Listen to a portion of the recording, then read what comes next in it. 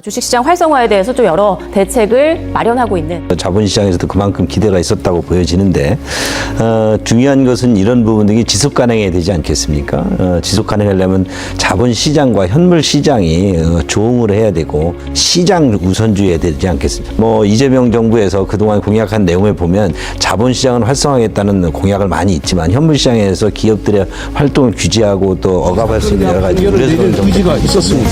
이런 부분 대선 전에는 선거 때문이어서 못한다고 하더니 대선 끝나고 나서는 대통령이 되었기 때문에 못한다. 그 다음에 또 무슨 핑계를 대겠습니까? 권력의 바람 앞에 미리 알아서 누워버리고 스스로 원칙을 허문 사법부에 공정한 조언을 기대할 수. 이번 경우는 사법부가 법원이 스스로 법원의 독립성을 포기한 것이고요. 그 행정부의 막강한 입법과 행정을 장악한 이재명 정부에 스스로 백기를 들은 것이기 때문에 앞으로 이 부분은 어찌됐든 국민들이 다 지켜보고 있기 때문에 지금 많은 부분에 있어서 숨을 죽이고 있지만 그 멈춰섰을 뿐이지 이 부분은 언제든지 다시 드러난다. 저는 그렇게 봅니다. 그런데 민주당 주도로 국회를 통과한 이른바 3대 특검 법안이 이제 공포가 됐죠.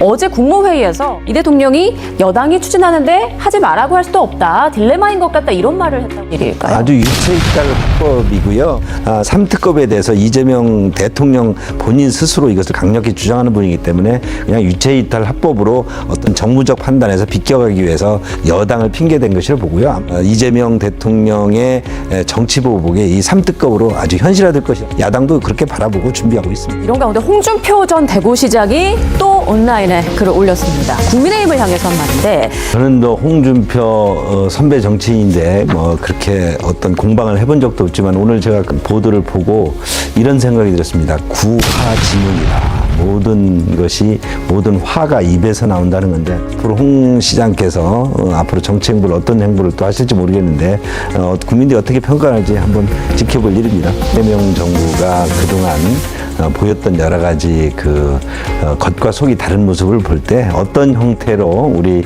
야당을 탄압하고 특검이라든지 정당의 해산이라 이런 부분들을 어떤 형태로 모습을 드러낼지 정치 보복을 한다고 생각하고 있다면 그런 보복이 국민들에게 실제 어떻게 보여질지를 국민이 판단할 것이기 때문에 저희는 지켜보고 있습니다. 예. 지금은 이재명 정부의 시간입니다.